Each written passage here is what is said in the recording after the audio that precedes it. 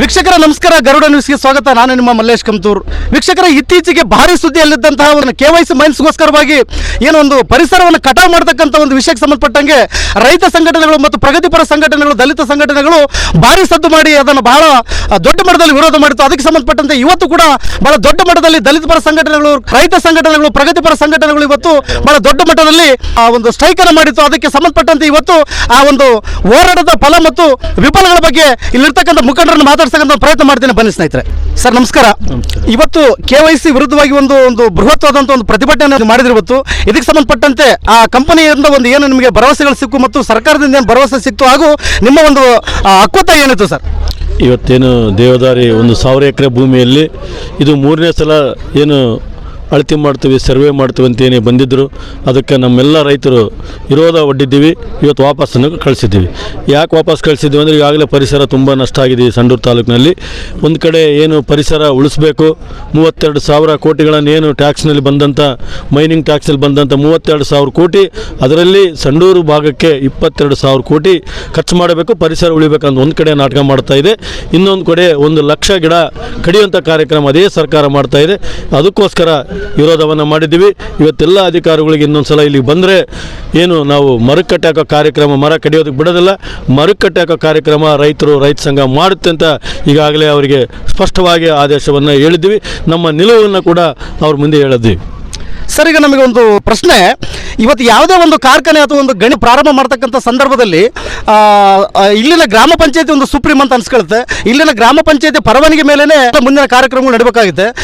ಈ ವಿಷಯಕ್ಕೆ ಸಂಬಂಧಪಟ್ಟಂಗೆ ಇಲ್ಲಿ ಗ್ರಾಮ ಪಂಚಾಯತಿ ಒಂದು ಪರವಾನಗಿ ಪಡ್ಕೊಂಡಿದ್ದಾರೆ ಹೆಂಗೆ ಅಂತ? ಇಲ್ಲಿ ಗ್ರಾಮ ಪಂಚಾಯತಿ ಪರವಾನಗಿನೇ ಪಡೆದಿಲ್ಲ. ಅವರು ಸುಳ್ಳು ದಾಖಲೆಗಳನ್ನು ಸೃಷ್ಟಿ ಮಾಡಿ ಇವತ್ತು ಪಂಚಾಯತಿ ವ್ಯಾಪ್ತಿಯಲ್ಲಿ ನಮ್ಮದು ಅದೇ ಇದು ಏನು ಬಂದಿದೆ ಆದೇಶ ಅಂತ ಹೇಳಿದರೆ ಇದೆಲ್ಲ ಸುಳ್ಳು. ನಾವು ಕೂಡ ಗ್ರಾಮ ಪಂಚಾಯತಿಯವರು ನಮ್ಮಲ್ಲಿ ಕೂಡ ಕೊಟ್ಟಿದ್ದಾರೆ. ಇದಕ್ಕೆಲ್ಲ ನಾವು ಇದಕ್ಕೆ ಸಪೋರ್ಟ್ ಮಾಡಿಲ್ಲ ಅಂತೇಳಿ ಆದೇಶವನ್ನು ಗ್ರಾಮ ಪಂಚಾಯತಿಯಲ್ಲಿ ರದ್ದು ಮಾಡಿದ್ದಾರೆ. ಇದು ಯಾವುದೇ ಕಾರ್ಖಾನೆ ಹಾಕೋದಕ್ಕೆ ನಾವು ಅವಕಾಶ ಕೊಡೋದಿಲ್ಲ ಅಂತ ಕೂಡ ಗ್ರಾಮ ಪಂಚಾಯತಿ ಅವರು ಹೇಳಿದ್ದಾರೆ. ಸಂಪೂರ್ಣವಾಗಿ ನಿಮ್ಮ ಹೋರಾಟಕ್ಕೆ ಗ್ರಾಮ ಪಂಚಾಯತಿ ಸಹ ಬೆಂಬಲವಾಗಿದೆ ಅಂತ ಹೇಳ್ತೀರಿ ಸರ್? ಬರೀ ಇದೊಂದೇ ಗ್ರಾಮ ಪಂಚಾಯತಿ ಅಲ್ಲ, ಹಲವಾರು ಈ ಸಂಡೂರು ತಾಲೂಕಿನಾಗಿರೋ ಏನು ಪಂಚಾಯತ್ಗಳು ಎಲ್ಲರೂ ಕೂಡ ಇದಕ್ಕೆ ಬೆಂಬಲವನ್ನು. ವಿಶೇಷವಾಗಿ ಇದು ಯಾವ ಗ್ರಾಮ ಪಂಚಾಯತಿ ವ್ಯಾಪ್ತಿಗೆ ಒಳಪಡುತ್ತೆ ಸರ್? ಇದೆ, ನಮ್ಮ ನರಸಿಂಗಪುರ ಗ್ರಾಮ ಪಂಚಾಯತಿ ವ್ಯಾಪ್ತಿಗೆ ಪಡುತ್ತೆ. ಈ ಪಂಚಾಯತಿ ಎಲ್ಲ, ಈ ಹೋಬಳಿ ಎಲ್ಲ, ಇಡೀ ರಾಜ್ಯ, ಜಿಲ್ಲಾ ಮತ್ತು ರಾಜ್ಯದ ಕೂಡ ಎಲ್ಲರೂ ಕೂಡ ಇದಕ್ಕೆ ಬೆಂಬಲವನ್ನು ಸೂಚಿಸಿದ್ದಾರೆ. Thank you sir. ಮುಂದುವರೆದ ಈ ವಿಷಯ ಬಗ್ಗೆ ಮಾತಾಡೋದಾದರೆ ಇದೇನಾದರೆ ಇದನ್ನು ಇಲ್ಲಿಗೆ ನಿಂದಿಸಿದರೆ ಅನುಕೂಲ. ನಮ್ಮ HD ಕುಮಾರಸ್ವಾಮಿ ಅವರಿಗೆ ನಿಮ್ಮ ಮೂಲಕ ಮನವಿಯನ್ನು ಮಾಡ್ತಾ ಇದ್ದೀನಿ. ಕೇಂದ್ರ ಸರ್ಕಾರ ಕೂಡ ಮನವಿಯನ್ನು ಮಾಡ್ತಾ ಇದ್ದೀನಿ. ನೀವು ಮತ್ತೆ ಇದನ್ನು ಮಣ್ಣಿನ ಮಗ ಅಂತ ಏನು ಹೇಳ್ತಾ ಇದ್ರಿ? ನಾವು ದೇವೇಗೌಡನ ಮಕ್ಕಳು ಮಣ್ಣಿನ ಸುಪುತ್ರ ಅಂತ ಹೇಳ್ತೀರಿ. ಮಣ್ಣನ್ನು ತಿನ್ನಬಾಡ್ರಿ. ಇವತ್ತು ಉದ್ಯೋಗ ಬೇಕು, ಕಾರ್ಖಾನೆ ಹಾಕಬೇಕು, ಎಲ್ಲಿ ಹಾಕಬೇಕು, ಎಲ್ಲಿ ತೆಗಿಬೇಕಂತ ಕೂಡ ನೀವು ಇದನ್ನ ಬಗ್ಗೆ ಕೂಡ ಆಲೋಚನೆ ಮಾಡಬೇಕಂತೇಳಿ ಅವರಲ್ಲಿ ಮನವಿ ಮಾಡ್ತಾ ಇದ್ದೀನಿ. Okay sir, thank you. ಅಣ್ಣ ನಮಸ್ತೆ. ನಮಸ್ತೆ ಅಪ್ಪ. ಅಣ್ಣ, ಇವತ್ತಿನ ಹೋರಾಟದ ಬಗ್ಗೆ ಸ್ಥಳೀಯ ನಮ್ಮ ರೈತ ಹೋರಾಟಗಳು ತುಂಬ ಬೆಂಬಲವಾಗಿ ನಿಂತಿದ್ದಾರೆ. ಇಲ್ಲೆಲ್ಲ ಅವರು ಸ್ವಾರ್ಥಕ್ಕೆ ಇಲ್ಲದೆ ನಿಸ್ವಾರ್ಥ ಸೇವೆಯಿಂದ ಬಂದು ಇವತ್ತು ಎಲ್ಲರನ್ನು ಮನಸೆಳೆದಿದ್ದಾರೆ. ಅಧಿಕಾರಿಗಳು ಮನ ತಟ್ಟುವಂಥ ಒಂದು ರೀತಿಯಲ್ಲಿ ಅವ್ರು ಕೂತ್ಕೊಂಡು ಅವ್ರ ಪ್ರತಿಭಟನೆ ಹೆಂಗಿತ್ತಂದರೆ, ಇವ್ರು ನೋಡಿದರೆ ಇವ್ರು ಯಾರು ಇದು ಸ್ವಾರ್ಥಕ್ಕೆ ಬಂದಿಲ್ಲಪ್ಪ, ಈ ಪರಿಸರ ಉಳಿಸೋಕೆ ಇವರೇ ಬಂದಿದ್ದಾರೆ ಅಂದರೆ ನಾವು ಅಧಿಕಾರಿಗಳು ಇನ್ನಂಥ ರಿಪೋರ್ಟ್ ಮಾಡ್ಬೇಕಂತ. ಯಾಕಂದರೆ ಲಾಸ್ಟಿಗೆ ಅವ್ರ ಹತ್ರ ಮಾತಾಡಿದಾಗ ನಾವು ಇವರೆಲ್ಲ ಕೂತ್ಕೊಂಡಿದ್ದು ನೋಡಿ ನಾವು ಈ ಥರ ರಿಪೋರ್ಟನ್ನು ಮಾಡಬೇಕಾಗುತ್ತೆ ಅಂತೇಳಿ ಅವ್ರ ಪರವಾಗಿ, ನಮ್ಮ ರೈತರ ಪರವಾಗಿ ಇಲ್ಲಿರ್ತಕ್ಕಂಥ ನಮ್ಮ ಸಂಘಟನೆಗಳು ಏನು ಬಂದಿದ್ವಲ್ಲ ಇವತ್ತು ಎಲ್ಲರೂ ಬೆಂಬಲಿಸಿದ್ದಾರೆ. ಯಾಕಂದ್ರೆ ಒಳ್ಳೆಯ ವಿಚಾರ ಇದು.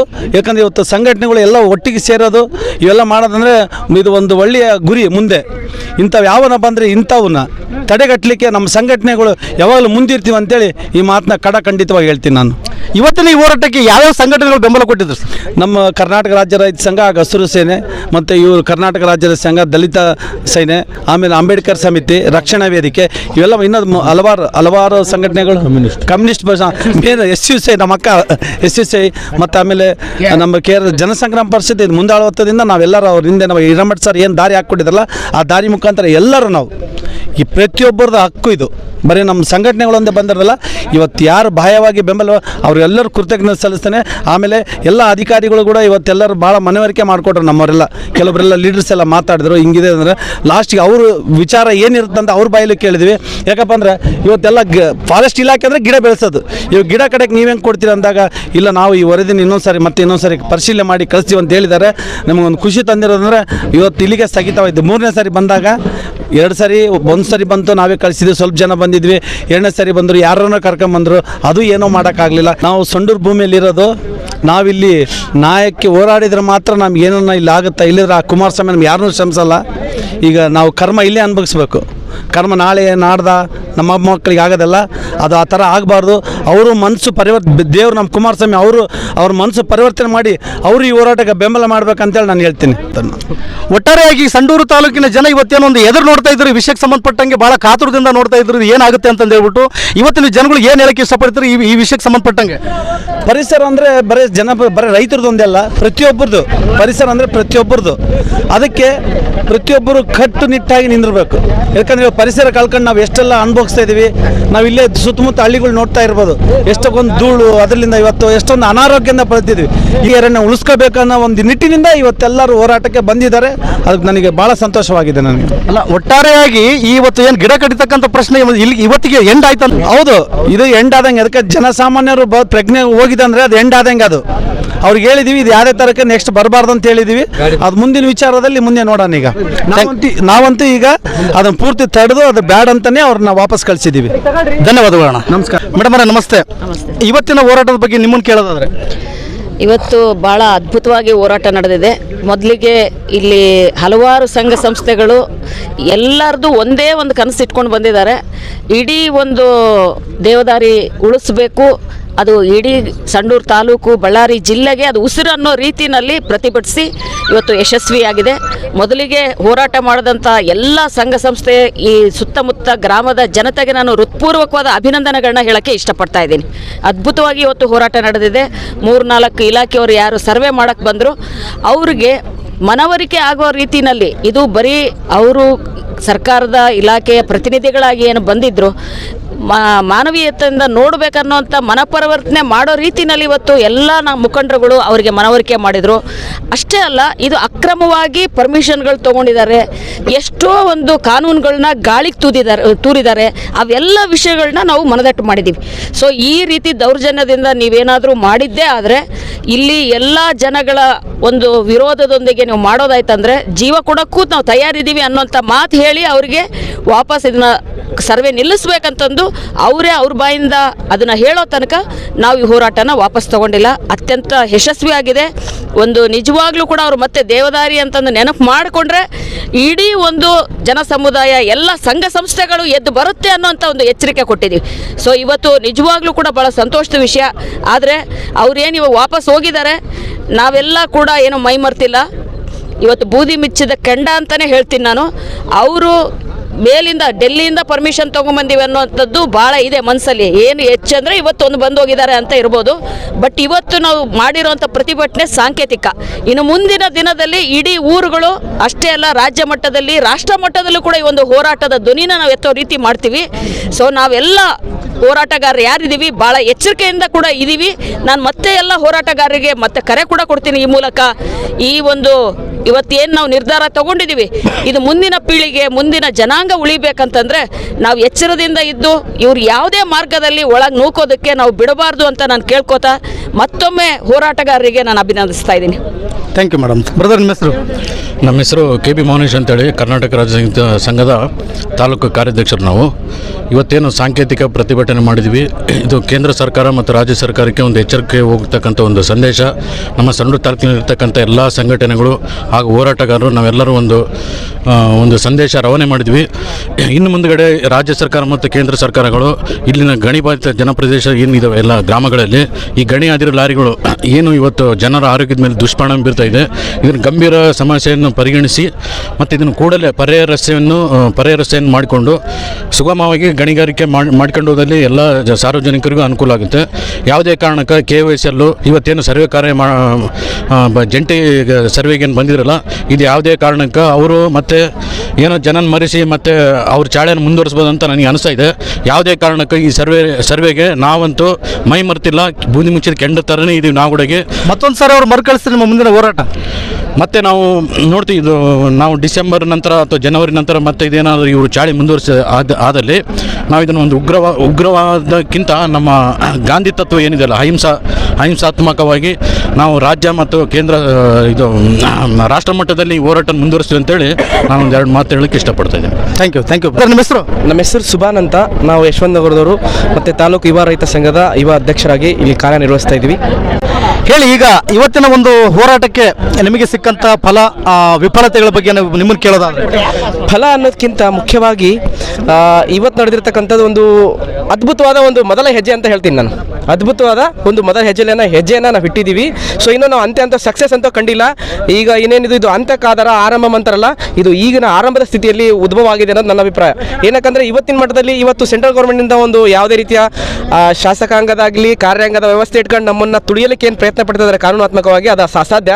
ಏನಕ್ಕಂದರೆ ಬಾಬಾ ಸಾಹೇಬ್ ಅಂಬೇಡ್ಕರ್ ಅವರು ನಮ್ಮ ಅಭಿವ್ಯಕ್ತಿಯನ್ನು ಮತ್ತು ನಮ್ಮ ಸಂಪನ್ಮೂಲವನ್ನು ಸಂರಕ್ಷಿಸುವಂತಹ ಹಕ್ಕು ನಮಗೆಲ್ಲರಿಗೂ ಕೊಟ್ಟಿದೆ, ಪ್ರಜಾಪ್ರಭುತ್ವಕ್ಕೆ ಕೊಟ್ಟಿದೆ. ಸೊ ಆ ಹಕ್ಕನ್ನು ಚಲಾಯಿಸ್ತಾ ಇದೀವಿ ಅಂತ ನಾನು ಹೇಳಕ್ಕೆ ಇಷ್ಟಪಡ್ತೀನಿ ಈ ಸಮಯದಲ್ಲಿ. ಈ ನಿಮ್ಮ ಹೋರಾಟ ಯಾವ್ಯಾವ ರೀತಿ ಇತ್ತು ಮತ್ತು ಮೊನ್ನೆ ಕಳೆದಂಥ ಹೋರಾಟಕ್ಕೂ ಇವತ್ತಿನ ದಿವಸದ ನಡೆದಂಥ ಹೋರಾಟಕ್ಕೂ ಮತ್ತು ಇವತ್ತು ಬಂದಂಥ ಅಧಿಕಾರಿಗಳು ನಿಮ್ಗೆ ಯಾವ್ಯಾವ ರೀತಿ ಇದಕ್ಕೆ ಭರವಸೆಗಳನ್ನು ಕೊಟ್ಟರು? ಅಧಿಕಾರಿಗಳು ಯಾವುದೇ ರೀತಿಯಲ್ಲಿ ನಮಗೇನು ಒತ್ತಾಯಪೂರ್ವಕವಾಗಿ ಏನು ಮಾಡಿಲ್ಲ, ನಮಗೆ ಸ್ಪಂದಿಸಿದ್ದಾರೆ. ಅಧಿಕಾರಿಗಳು ಧಿಕ್ಕರಿಸುವಂಥದ್ದೇನಿಲ್ಲ.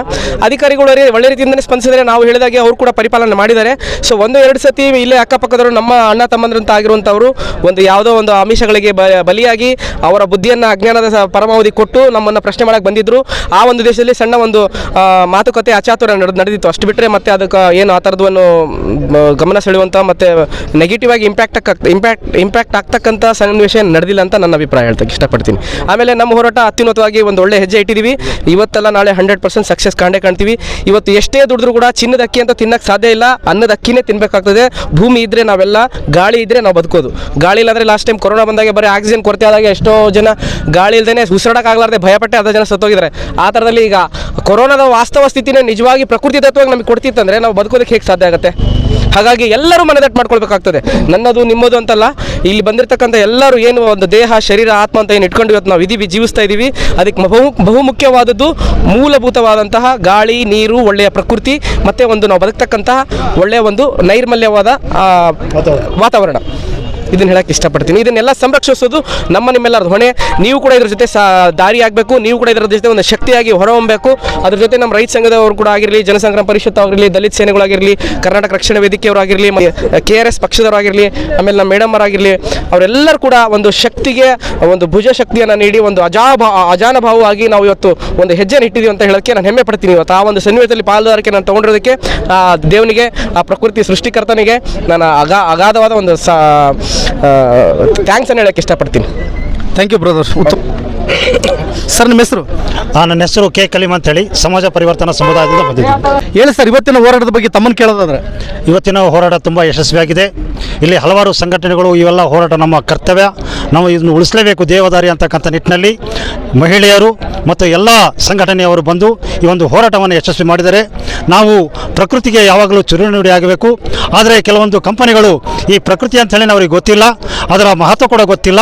ಇವತ್ತು ಸಾಮಾನ್ಯ ರೈತರಿಂದ ಹಿಡಿದು ಮಕ್ಕಳ ಎಲ್ಲರೂ ಇದರ ಬಗ್ಗೆ ಜಾಗೃತಿಗೊಂಡು ಪರಿಸರ ಉಳಿದ್ರೇ ನಮ್ಮ ಜೀವ ಅಂತ ಹೇಳಿ ಅಂತಕ್ಕಂಥ ನಿಟ್ಟಿನಲ್ಲಿ ಇವತ್ತು KIOCL ವಿರುದ್ಧವಾಗಿ ಏನು ಗಣಿ ಕಂಪನಿ ಮಾಡಲಿಕ್ಕೆ ಇಲ್ಲಿ ಬಂದಿದ್ದಾರೆ, ಅದನ್ನು ನಾವು ತೀವ್ರವಾಗಿ ಪ್ರತಿಭಟಿಸಿದ್ವಿ.